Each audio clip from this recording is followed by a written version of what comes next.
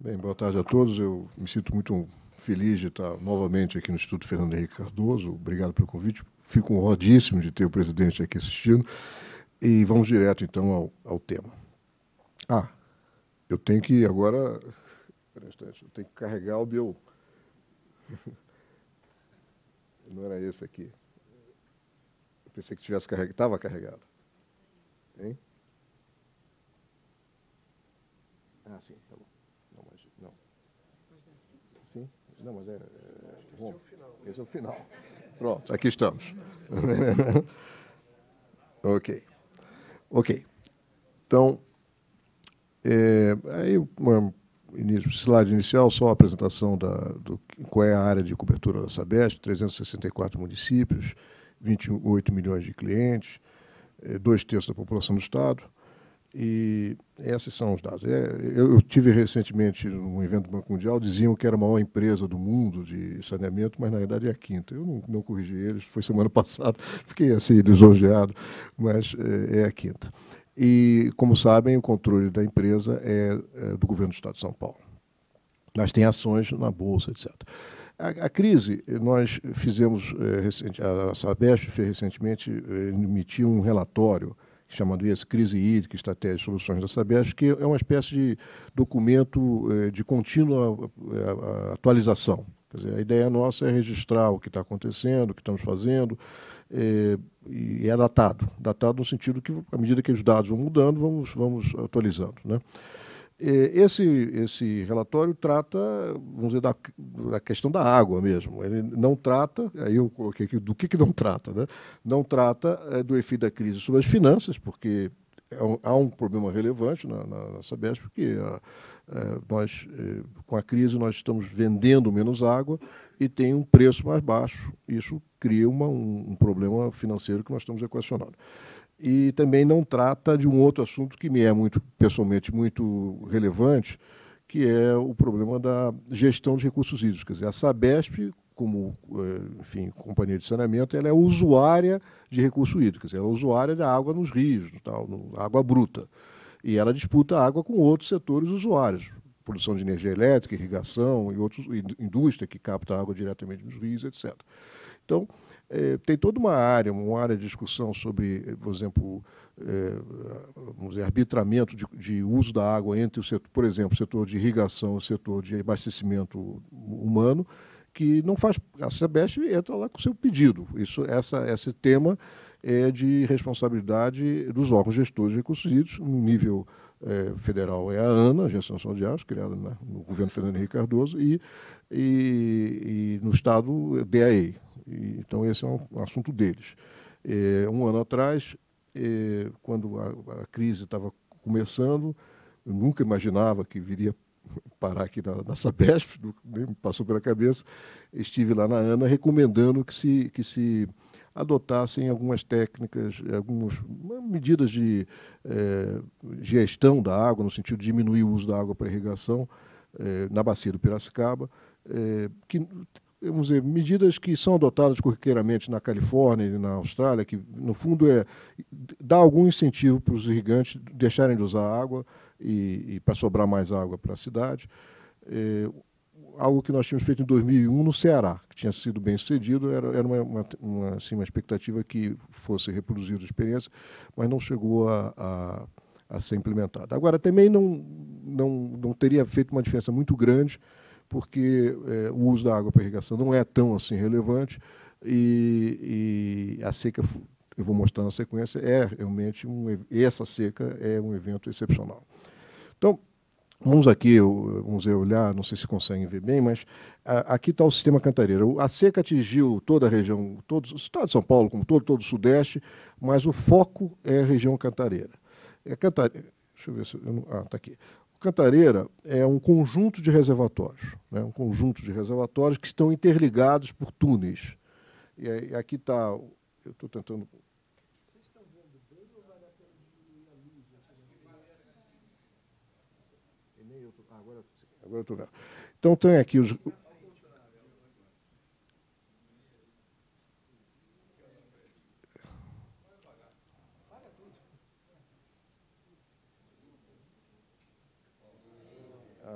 Então está aqui.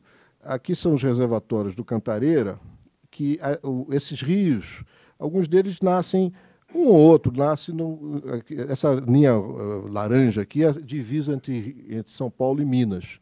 Alguns rios cruzam a fronteira e por essa razão é que, digamos, a Agência Nacional de Águas tem algo a ver com o uso da água do Cantareira, porque, na realidade, porque cruza a fronteira, senão seria um assunto extremamente paulista.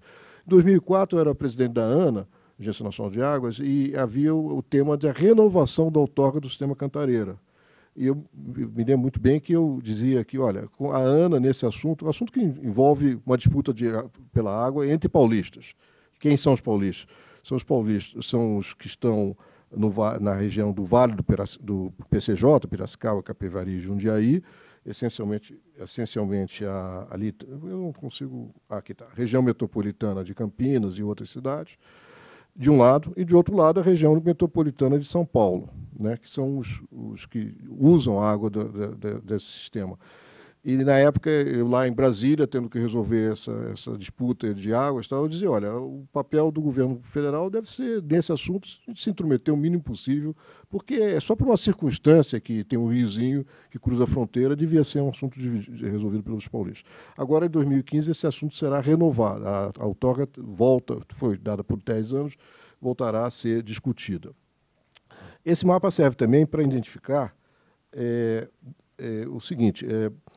Aqui nós estamos na nascente do Tietê e a disponibilidade de água per capita é muito baixa no São Paulo. Quer dizer, por quê? Porque tem 22 milhões de habitantes na região metropolitana.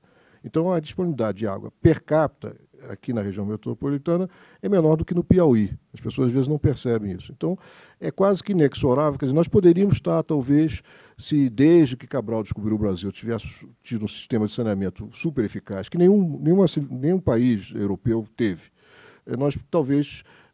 nós teremos no futuro, como os europeus têm agora. Nós poderíamos usar mais as águas que tem aqui na região metropolitana. Quer dizer, poderíamos fazer isso. Mas esse é um processo de longo prazo. Como foi nos Estados Unidos e na Europa, demora 40, 50 anos para despoluir as fontes de águas locais ou 40 anos, e você poder usá-las. Nesse meio tempo, o que se faz, e mesmo que estivesse totalmente despoluída, seria necessário buscar água em bacias vizinhas. Quem são as bacias vizinhas? Uma é o próprio Cantareira, que é da bacia do Piracicaba, já se faz isso desde a década de 70. Outra é, aqui, a bacia do Paraíba do Sul, isso aqui é São José dos Campos, portanto, a bacia do Paraíba do Sul, e aí é digamos, uso da água que flui para o Rio de Janeiro, né? E outro é aqui no Juquiá, que é ao sul. E há também, eu já vou mostrar, águas que vertem para a vertente atlântica, que estão em São Paulo e seguem diretamente para o leste. Bom, esse mapa é só para configurar que é preciso buscar água, mesmo que estivessem despoluídos todos os mananciais locais, ainda assim é necessário buscar água em bacias vizinhas, e as naturais, ou no Vale do Paraíba, que tem, enfim, vamos dizer, uso compartilhado com o Rio de Janeiro, ou água no Vale do Ribeiro. É lá que, a médio prazo, vai se buscar mais água para dar segurança hídrica à região metropolitana de São Paulo. Em corte, o sistema Cantareira é isso aí, quer dizer, a água flui da direita para a esquerda, por um sistema de túneis. Ela, em condições normais, se não tivesse as barragens, ela fluiria em direção a Campinas, mas ela, então, por esse sistema de túneis, ela acaba chegando a... que eu não consigo aqui nesse negócio. Ela acaba chegando no reservatório Paiva Castro, e depois ela é bombeada e passa para uma estação de tratamento de água chamada Guaraú, e depois para a região metropolitana aqui de São Paulo.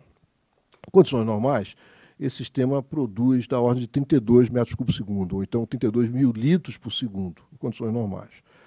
E que isso é responsável pelo abastecimento de quase metade da população da região metropolitana de São Paulo. Da ordem de 9 milhões de habitantes são servidos por essas águas. São águas de muito boa qualidade e, enfim, é o melhor sistema produtor da Sabesp.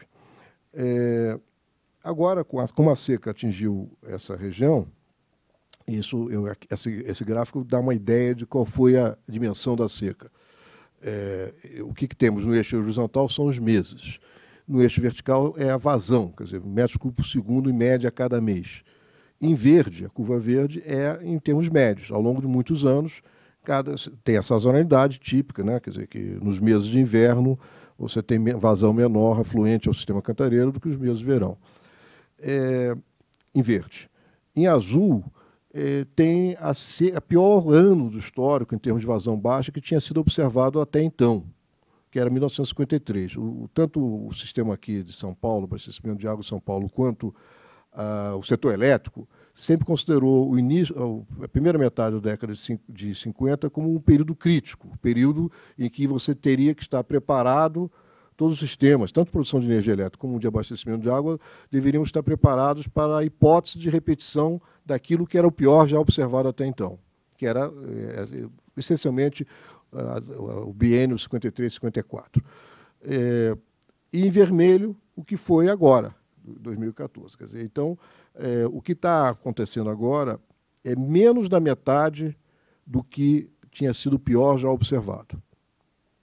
Se nós formos traduzir isso em termos de probabilidade, eu há pouco explicava daqui, se nós usássemos no Réveillon de 2013 para 2014, usássemos os dados disponíveis, que são 83 anos, e perguntássemos qual é a probabilidade que em 2014, o novo ano, a afluência ao sistema cantareiro fosse tão baixa quanto a que acabou ocorrendo, essa probabilidade é 0,004, uma probabilidade baixíssima. Isso é, vamos dizer, estatístico, é só fazer as contas. E isso, os hidrólogos têm uma expressão para isso, que é o tempo de recorrência. O inverso disso é o tempo de recorrência, 250 anos. O que quer dizer isso? Que se nós estivéssemos observando esse fenômeno ao longo dos milênios e milênios, esse evento raro ocorreria aleatoriamente. Quer dizer, às vezes o intervalo seria curto, às vezes longo, mas a média, a duração média entre eventos seria de 250 anos. Obviamente, é um evento raro. Então, quando cheguei aqui na Sabesp, em janeiro, muitas vezes me perguntava, faltou planejamento, e às vezes eu vejo isso de novo, faltou planejamento. Eu acho isso uma grande injustiça, eu acho que isso é uma observação de engenheiro de obra feita ou comentarista de videotape, que olha pelo retrovisor, já ocorreu a seca, é ex-post e diz, então já devia saber que tinha acontecido.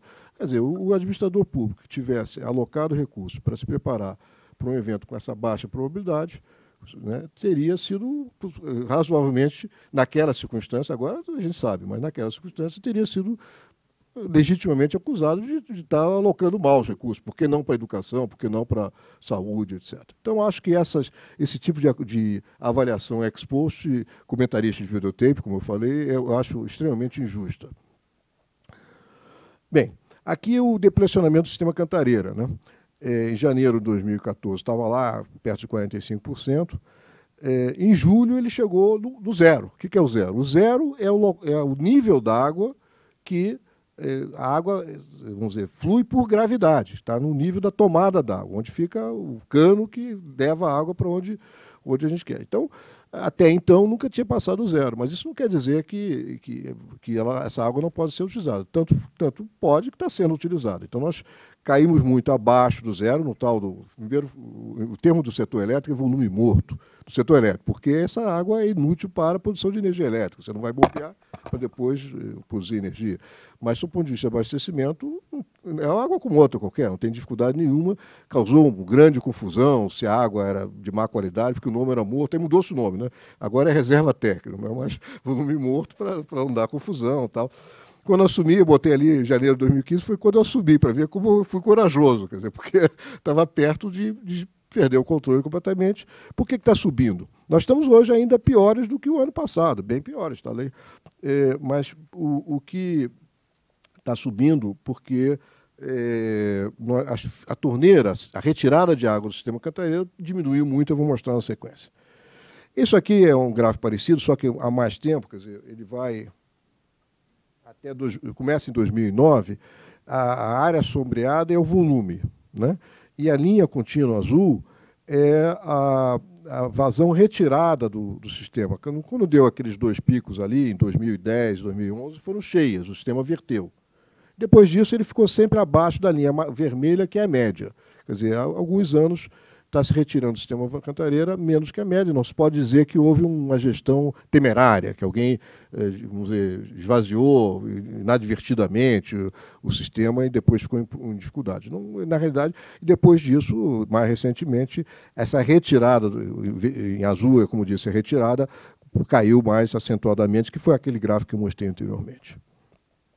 Isso aqui fica no site da Sabesp, que é uma descrição para a população perceber mais claramente qual é a situação.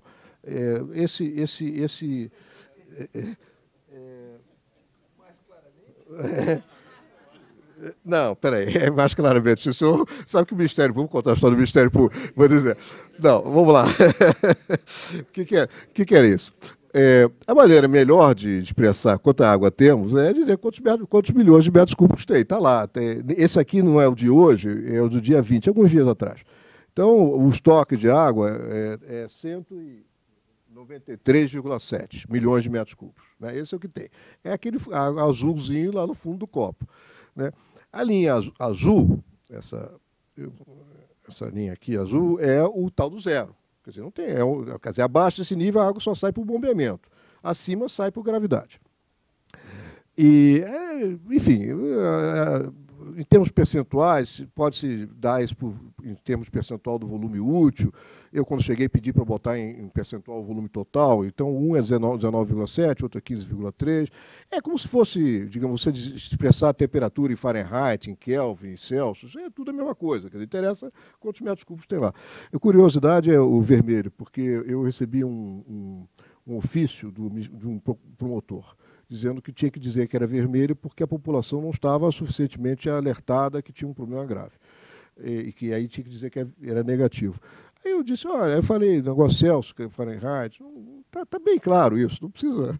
Aí ele entrou com a ação da justiça, e o juiz deu uma liminar. Eu imediatamente disse, olha, tá bem, então fica vermelho, fica negativo, não vou discutir isso, tá bom, ficou negativo. E aí eu não quis recorrer, porque é uma maluquice a gente entulhar a justiça com ações dessa sem significado nenhum. Mas os meus advogados da Sabesp me recomendaram a recorrer sim, porque tinha outras implicações lá que não vem ao caso descrever aqui. Mas então está lá, menos 9,6 negativo. Qual foi a estratégia da Sabesp para enfrentar essa situação? Qual tem sido a estratégia da Sabesp? Primeiro foi a utilização das reservas técnicas, ou seja, se o nível da água baixou por baixo da tomada d'água, você tem que fazer alguma coisa. Você tem que fazer uma obra de engenharia para que você puder trazer a água que está no fundo para o bombeamento. Então, são obras de engenharia de bombeamento. Essa foi a primeira coisa. O segundo foi o incentivo econômico. Quer dizer, deu-se o bônus, todo mundo sabe, todo mundo tem acompanhado, para incentivar os consumidores a diminuírem o consumo pelo lado do incentivo econômico. Então, isso também foi... eu vou mostrar depois os resultados, deu bons resultados. Terceiro foi a transferência de água entre sistemas produtores, mas não, as pessoas às vezes acham que é a água água do Alto Tietê que se jogou para o reservatório Cantareira. Não é isso. A transferência se dá dentro da cidade pelos sistemas distribuidores, quer dizer, ou seja, uma residência, por exemplo, que só recebia água do Cantareiro, por interligação dentro da cidade, passa a receber água ou do Cantareiro, ou do Alto Tietê, ou do Guarapiranga, enfim, houve uma invasão, vou mostrar, de uma maior interligação entre sistemas produtores, uma certa redundância. E, por último, diminuição da pressão das tubulações. Para que a diminuição da pressão? Essa foi uma grande discussão. Para que a diminuição da pressão das tubulações? Para diminuir os vazamentos físicos. Quer dizer, vazamento físico tem, eu vou mostrar os números, mas quanto menor a pressão dentro da tubulação, menor o vazamento. Então, uma maneira de você economizar água sem sacrificar a população é diminuindo a pressão.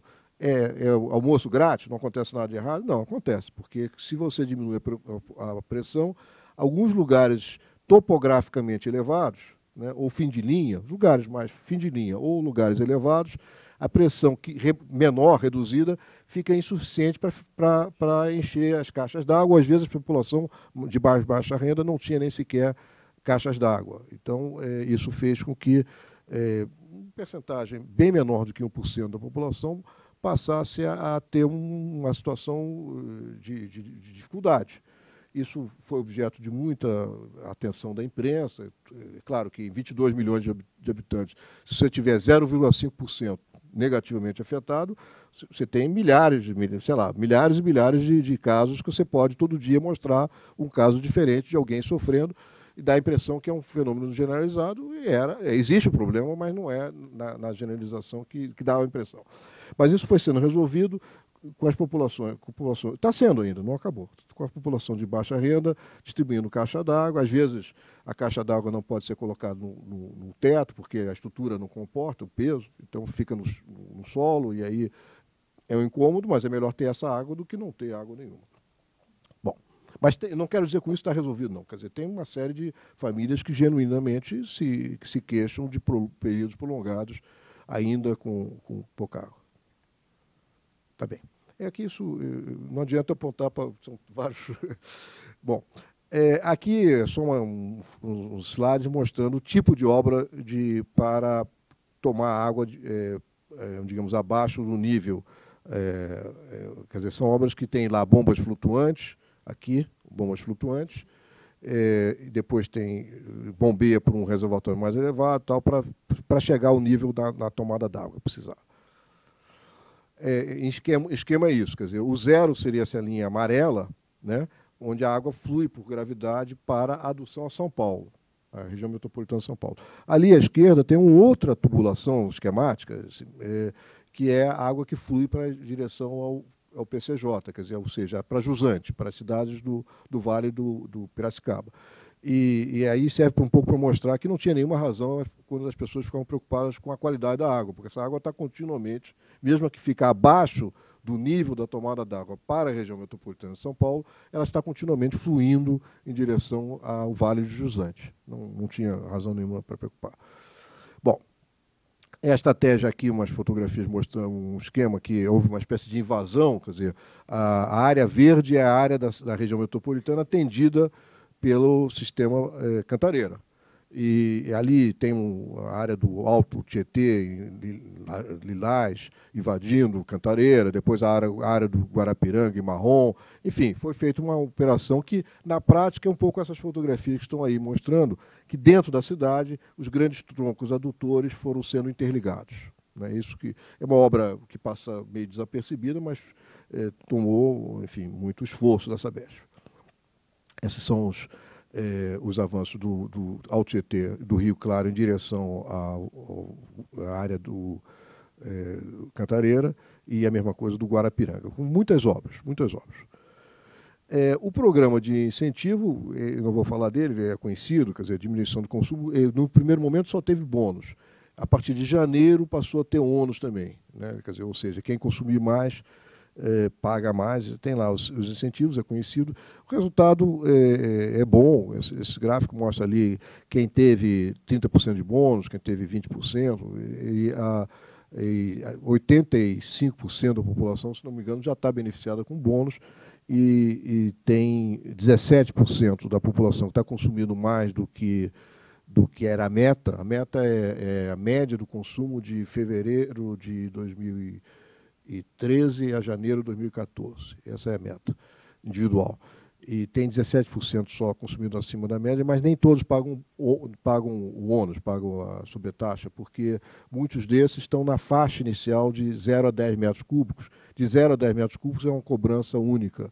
Então, se ele subiu de 6 para 8 metros cúbicos, ele continua pagando a mesma coisa. Mas, enfim, é um sucesso. Deu resultado, é um sucesso. Aqui, quando eu falei de redução de pressão, uma grande discussão na imprensa sobre, e muita pressão mesmo, para ter rodízio, muitos, até, vamos dizer, cobrança, por que não se faz o rodízio, como se faz o rodízio. Eu nunca, desde que assumi a Sabesp, eu nunca disse que o rodízio não seria implementado, mas é altamente indesejável, ele deve ser evitado o máximo possível, porque o rodízio significa você, em alguns dias na semana, em uma certa área, um certo bairro, você despressurizar completamente as redes. E aí há um risco. Quer dizer, no último caso, se não tiver jeito, é isso, mas deve ser evitado, porque é um risco, porque o lençol freático pode, a água no solo pode estar acima, o nível do lençol freático, que é a água no solo, pode estar acima da tubulação. Nesse caso, tem uma pressão de fora para dentro. Se você eliminar completamente a pressão de dentro para fora, passa a ter infiltração de água do solo na tubulação. Isso, a água do solo pode estar contaminada. Então, não é que vai estar contaminada, pode ter casos, isso é algo a ser evitado. Já foi feito no passado. São Paulo não é o fim do mundo. Quer dizer, se tiver que ser feito, São Paulo já passou por rodízio. Mas não é alguma coisa para todo mundo sair, evacuar, não é uma tragédia. Mas é algo que, antes, tudo deve ser feito para evitar chegar a esse ponto. E o que fizemos foi, como eu disse, diminuir a pressão, mas não eliminá-la, né? Onde foi possível. Nos pontos altos chega até a chegar... Mas nos pontos altos, por outro lado, não tem lençol freático. Então, digamos, há uma compensação. Bem, aqui a redução da pressão teve um efeito benéfico, do seu ponto de vista, de redução de perdas. Muito se fala, eu vi muitas matérias jornalísticas sobre... É um absurdo que a Sabesp perde um monte de água, por duas maneiras, né? A Sabesp perde as perdas, ali em azul, tem as perdas da Sabesp ao longo dos anos, 2004 até agora, 2015. Agora está em total 28,9. Né? O que é 28,9? É a perda total.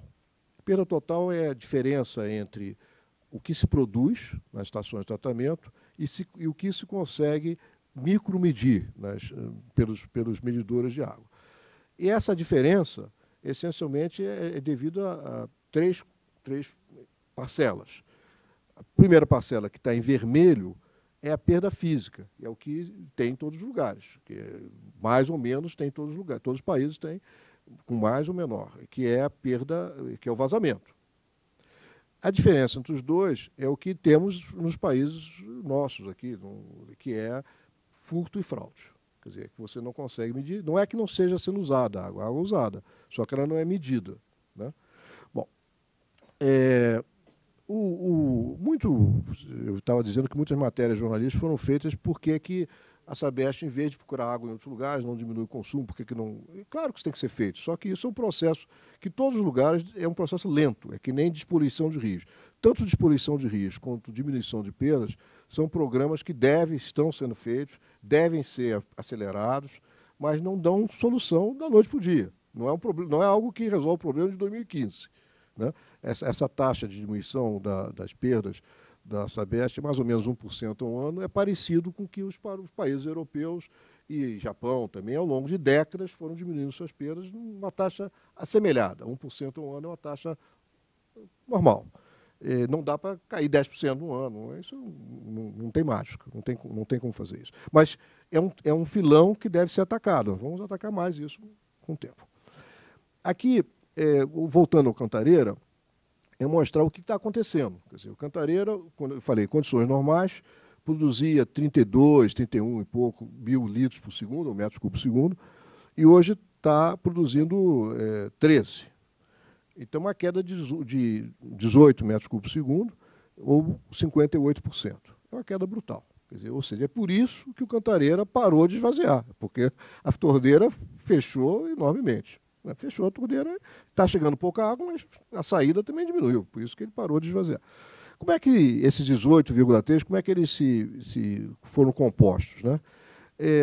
Parte dessa redução, quer dizer, então a população que era atendida pelo Cantareira tem menos 18,3 metros cúbicos por segundo do Cantareira. De onde veio? 6,5, é verde, foi o avanço de outros sistemas, quer dizer, aquelas residências ou estabelecimentos que passaram a receber água devido à invasão dos outros sistemas. Né? Em vermelho, 3,5 é o programa de bônus, quer dizer, foi a redução voluntária. Né? As pessoas reduziram seus consumos e, portanto, tiveram bônus e reduziram 3,5 metros cúbicos por segundo. E 7,6 foi pelo efeito da redução de pressão, diminuição de pressão na rede. 0,6 é o que se reduziu para a Sabesp. Há algumas cidades na região metropolitana que não são atendidas pela Sabesp. É o caso de Mauá, Santo André, Guarulhos e outras, que não são atendidas pela Sabesp, mas recebem água no atacado da Sabesp. Então, hoje mesmo eu conversava com o prefeito de Mauá que ele reclamava que nós fechamos mais um pouquinho a torneira do Mauá. Eu disse, bom, vamos mandar aí uma equipe técnica para ver o que está acontecendo. Alguns bairros de Mauá ficaram sem água. Dissemos, vamos mandar uma equipe técnica aí, mas eu quero dizer o seguinte, que o que se espera de sacrifício da população de Mauá ou de qualquer cidade é a mesma, quer dizer, todos os habitantes da região metropolitana se exige o mesmo tipo de sacrifício, que, como eu disse, aqui é aqui 58% do sistema Cantareira. Se nós olharmos a produção de toda a região metropolitana, caiu 30% em números redondos, 30%. Então, eu digo, olha, 30% é redução para todo mundo. Quer dizer, não é do indivíduo, é de produção, do atacado. Individualmente é menor. Aqui tem o sistema metropolitano como um todo.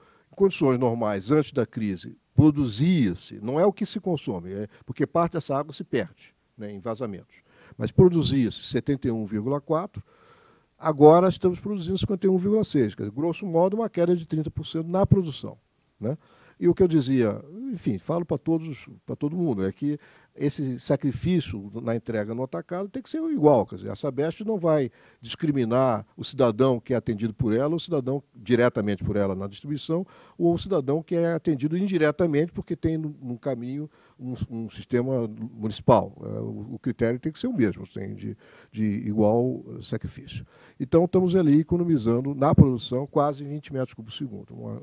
É uma diminuição significativa. Não fosse isso, realmente a situação seria aflitiva, muito aflitiva.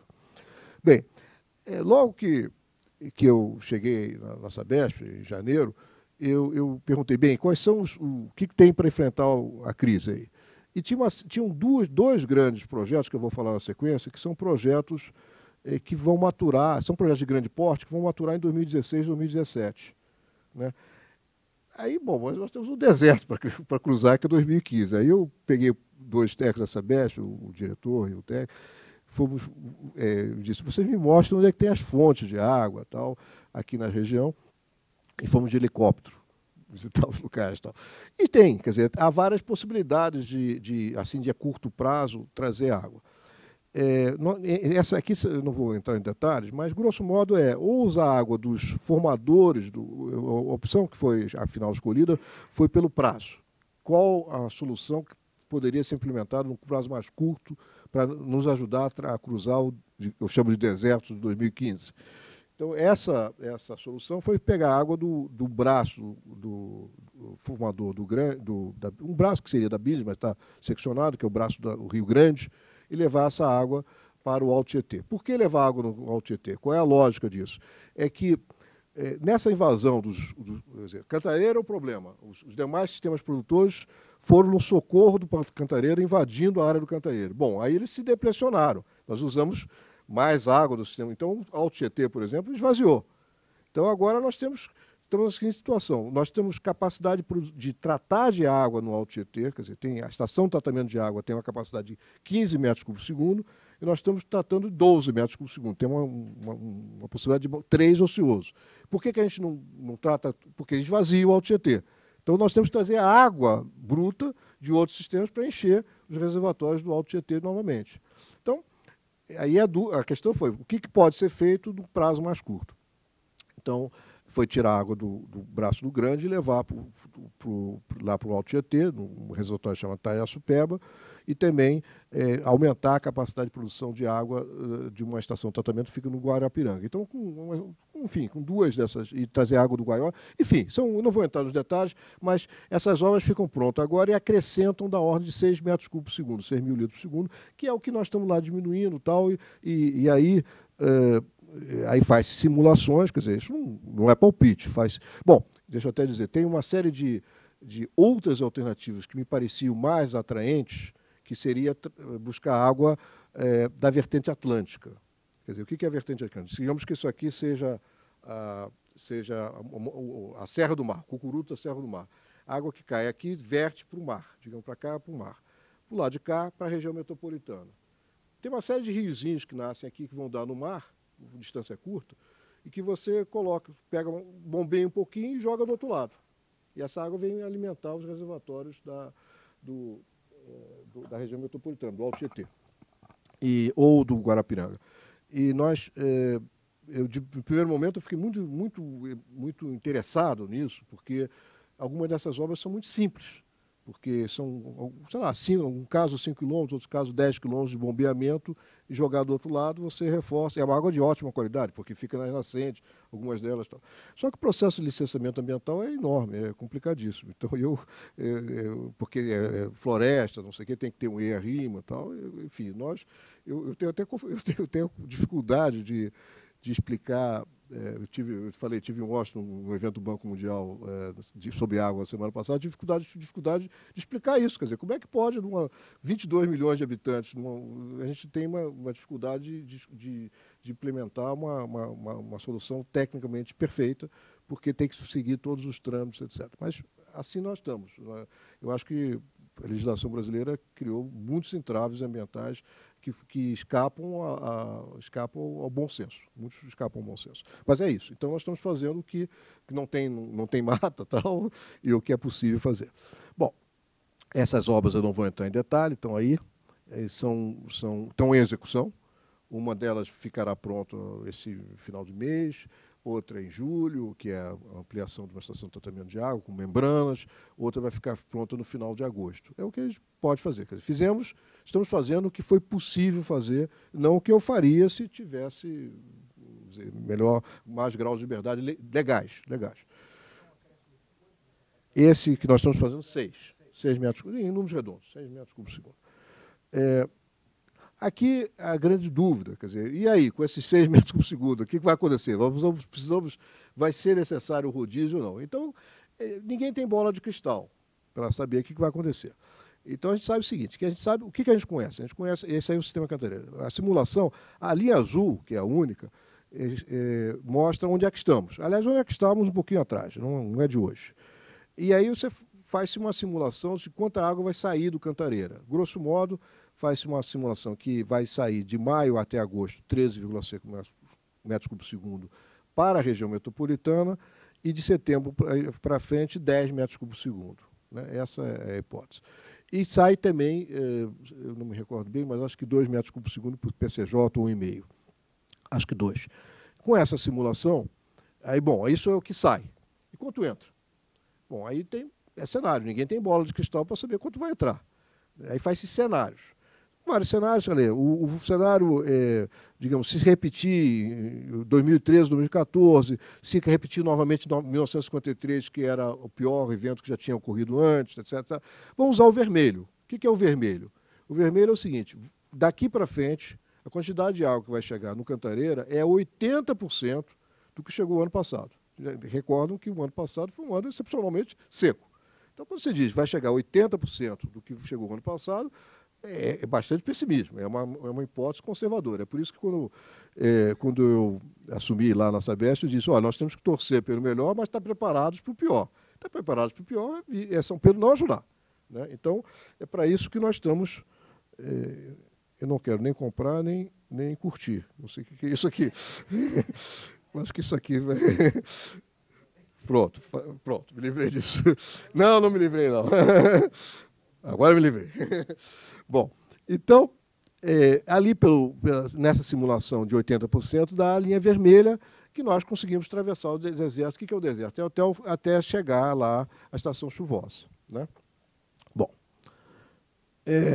agora, nessa linha de que é preciso torcer pelo melhor, mas estar preparado para o pior, a pergunta também é óbvia, assim, e se o pior? E se não for 80%? Ou então, coisas que não precisam nem ser a natureza. Pode ser o seguinte, se houver uma liminar parando as obras, espero que ninguém faça um negócio desse, mas pode ser, né? Alguém tal, que quer, sei lá, alguém entra na justiça, o juiz, sei lá, dá uma liminar. Bom, aí, nesse caso, 22 milhões de habitantes vão estar em problemas. Aí, de fato, não conseguiremos atravessar o deserto. Bom, aí, o que se faz?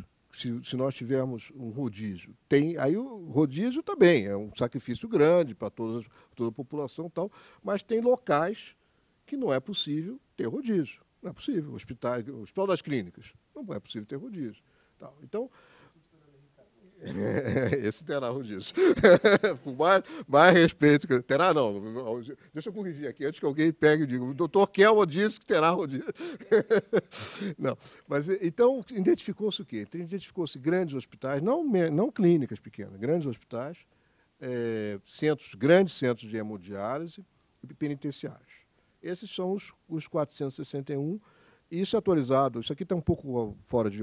Está desatualizado porque estava 31 de março, mas isso é continuamente atualizado. É sempre feito uma série de obras, que ninguém percebe, mas estão sendo feitas, obras ali, são 91 quilômetros de rede para fazer as ligações e garantir que esses estão ligados aos troncos de grande pressão e que, portanto, estarão continuamente abastecidos.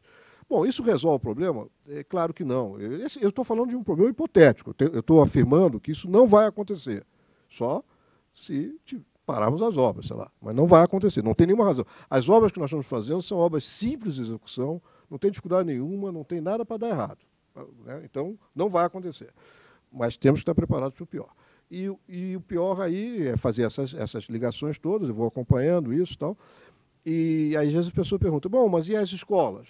Não, as escolas são milhares e milhares de escolas, não tem solução, não é possível, fisicamente. Eu estava...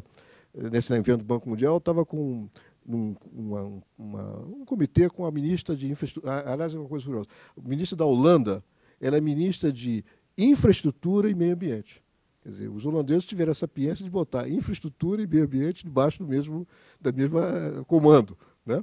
E aí ela dizia que a Holanda, não sei exatamente quanto, mas eu acho que 1/3 da população, algo assim, uma porcentagem grande da população, vive abaixo do nível do mar.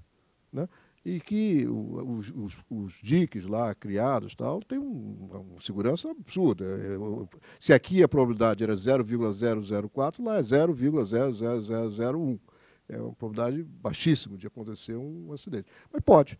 Então, ela dizia, bom, se acontecer esse acidente, não tem como garantir. Ela diz claramente, as pessoas têm que sair por suas contas. Não tem como cuidar de tudo. Então, é uma situação que tem que ser evitada de todo jeito, e aqui também. Agora, só para dar as interfaces. Quer dizer, ali em circulado é a bacia do Piracicaba. Como eu disse, nós estamos hoje num processo de negociação com os órgãos gestores, que é a DAE e ANA, para renovar a outorga da Sabesp, para trazer para a região metropolitana. E há há outro interesse do uso da água, que é na própria bacia do Piracicaba. Ao meu ver, essa eventual disputa pela água ela tem sido enormemente aumentada, fora de proporção, porque os reservatórios do Cantareira, eles controlam uma área muito pequena da área de drenagem, da área que contribui a Campinas, 13%. Então, a capacidade que tem os reservatórios do Cantareira de influenciar, melhor ou pior, enfim, qualquer coisa, o que acontece em Campinas é muito pequena. Né?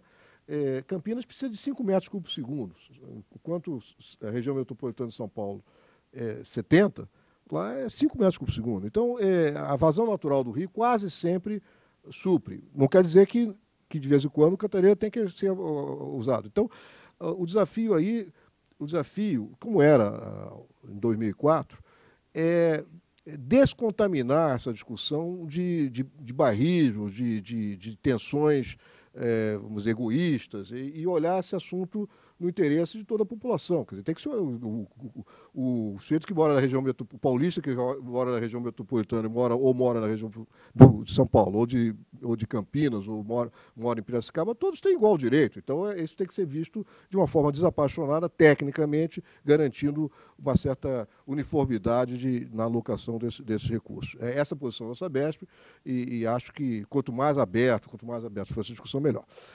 Também não dá para, aí uma questão um pouquinho técnica, mas não dá para, digamos, operar esse sistema como lá atrás, de 2004, eu era presidente da ANDA, eu determinei, tem que estar preparado para a pior seca. A pior seca até então era em 1953. Se nós formos repetir isso agora, e a pior seca é 2014, nós iríamos operar esse sistema parecido com o que os nordestinos operam os seus açudes.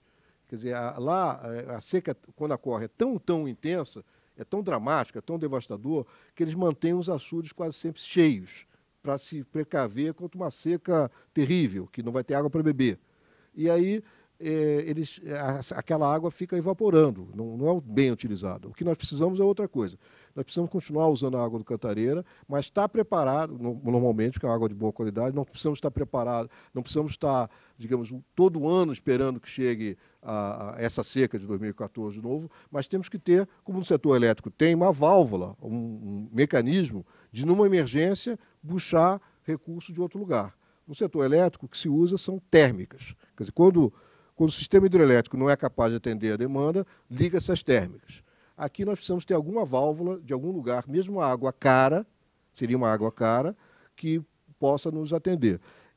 Tem dois candidatos, ou é a bacia, essa água cara, que tem em grande quantidade, possa nos atender, ou é o Ribeira, ou é que fica ao sul, ou lá no Paranapanema, mais longe ainda. Mas isso é uma coisa que a Secretaria está estudando, como é que faz isso. Então, um é esse. Aí que está, enfim, os reservatórios dizendo que tem. Ali está, por exemplo, Valinhos é perto de Campinas, né? E lá tem. Precisa de 5, nesse dia estava passando 5,81. A outra, então, vamos dizer, área naturalmente tem. Nesse caso, tem uma disputa com produção de energia elétrica, porque no Juquiá, que tem usinas da CBA, mas a legislação determina que o uso da água é prioritária para abastecimento humano. Quer dizer, entre produção de energia elétrica pode ter em outros lugares, mas abastecimento, a água você não transporta a longa distância. Energia elétrica você transporta a longa distância por linha de transmissão. A água não, tem que ser perto, porque é muito caro transportar água. Aqui eu vou aproveitar esse gráfico para mostrar também que, a meu ver, há uma enorme oportunidade aqui em São Paulo que tem sido desperdiçada ao longo das décadas, que é despoluir o Pinheiros e reverter o Pinheiros para Billings, atingindo 3 objetivos. Despoluir o Pinheiros, portanto, trazendo uma valorização urbanística, levar a água para Billings para que essa água possa ser usada na usina de Henry Borden, que é uma usina de energia elétrica no centro de carga de São Paulo, quer dizer, do ponto de vista de produção de energia elétrica, super importante, e ser uma fonte de água para abastecimento da população.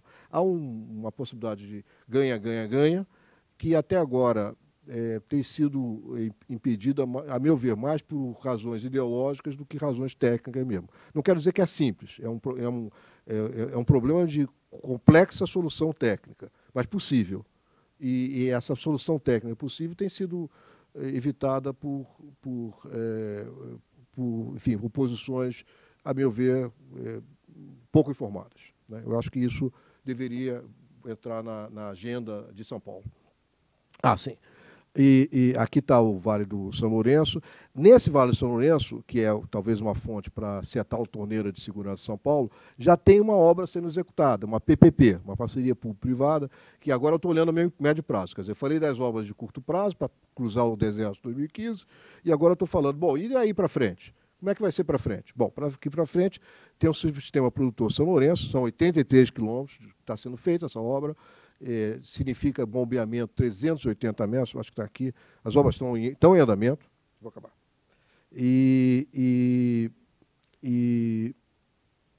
Bom, estão em andamento uma PPP. O outro fonte de água, também objeto de muita discussão, é trazer um pouco de água do Paraíba do Sul, do reservatório Jaguari, para o sistema PCJ, e se é o sistema PCJ, por sua vez, essa água, quer dizer, a água que está lá vou mostrar aqui, nesse reservatório aqui. Jaguari é um nome que tem vários reservatórios, tem rios, não consigo. Esse ali onde está apontando é o reservatório Jaguari do Paraíba do Sul, esquematicamente. Então, uma gota de água no Jaguari, em condições normais, quer dizer, quando o Cabral descobriu o Brasil, ela ia sair lá na foz do Rio Paraíba do Sul, em Campos. Lá pela década de 50, a Light fez a obra, e que tira a água do Paraíba do Sul e leva para a região metropolitana. No primeiro momento foi feito para produzir energia elétrica. Agora serve também para abastecer a população. Então, agora ela pode sair lá na Baía de Sepetiba, no Rio de Janeiro. Agora ela vai ter 2 outros destinos. Essa gota pode ir para o reservatório de Atibainha, na Bacia de Piracicaba, e pode passar por Piracicaba, Campinas, sair em Buenos Aires. Ou então ela chegar no oceano, Buenos Aires. Ou então ela pode vir para a região metropolitana, né, entrar aqui na cidade de São Paulo e depois sair também em Buenos Aires, porque vamos no Tietê. Bom, como eu disse, esse reservatório está na bacia do Paraíba do Sul, que cobre 3 estados. Minas é menos relevante a influência de Minas com isso, mas para o Rio é muito sensível, porque essa é a obra que vai se fazer. Essa obra está em licitação. É uma obra de algumas centenas de milhões de reais que está em licitação. Então, nós estamos, a médio prazo, tirando lá do Juquiá, do Vale do Ribeira, 6,4 metros cúbicos por segundo, e aqui 5,10. Então, em 2 anos ou 3, vamos ter mais 11 metros cúbicos por segundo. Isso dá uma folga enorme em São Paulo. Quer dizer, a médio prazo o assunto está resolvido. A obra dessa ligação Jaguari está sendo licitada, ela também ela foi concebida para ser uma obra rápida. Na realidade, uma adutora e um túnel. É isso aqui, ó, é isso que eu estou mostrando agora. Ali está esquematicamente. Tem uma adutora e depois um túnel que leva... na realidade, é uma interligação, leva de um lado para o outro. E essa obra prevê-se final do ano que vem, né? E a outra no final de 2017. Então, a do Ribeira, do Juquiá. Para terminar, esse aqui é um esquemático do Paraíba do Sul para mostrar que tem vários reservatórios, quer dizer, reservatórios de São Paulo e tal, até chegar num local que é Santa Cecília, que fica lá em Piraí, na cidade de Piraí, no Rio de Janeiro, de onde a Light capta a água. Aí está Santa Cecília, a vazão média, imagina, a vazão média é 250. Né? Eu sou carioca, estou aqui, 250. A intenção é tirar 5 lá não tem nenhuma possibilidade, está no erro de medição, não tem nenhuma possibilidade. Os meus companheiros lá, conterrâneos cariocas, não têm razão para estarem nervosos com isso.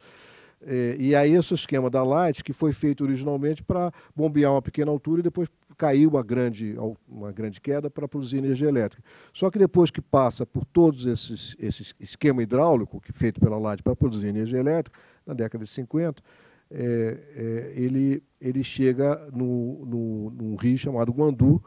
Esse é o rio Guandu, e ali em azul está a estação de tratamento d'água da SEDAI, e há uma falsa discussão se a retirada de água do Jaguari para o Atibainha poderia causar algum dano no Rio de Janeiro. Eu tenho convicção, não é de agora, da professor da Sabesp, sempre defendi, como professor da COP, que isso é uma tolice, não tem efeito nenhum sobre o abastecimento do Rio de Janeiro, até porque o Rio de Janeiro tem uma opção tecnológica muito simples, que pode ser adotada, que é desviar uma grande fonte de poluição que desemboca, essa estação de tratamento de água do Guandu, ela fica na Baixada Fluminense e fica a uns 300 metros da montanha da tomada d'água, desembocam 2 rios que são altamente poluídos. E é uma obra simples, enquanto não se faz o saneamento de toda a região, pelo menos desviar esses rios para jusante. E aí a SEDAI, em vez de precisar de 100 metros cúbicos por segundo para diluir esgoto, ela só usa 50, ela poderia diminuir bastante essa captação sem nenhum prejuízo, a não ser para a produção de energia elétrica. Mas produção de energia elétrica não é prioritário, pode ser feito em qualquer lugar do país. Bem, eu penso que era isso que eu tinha que expor e estou à disposição para conversas.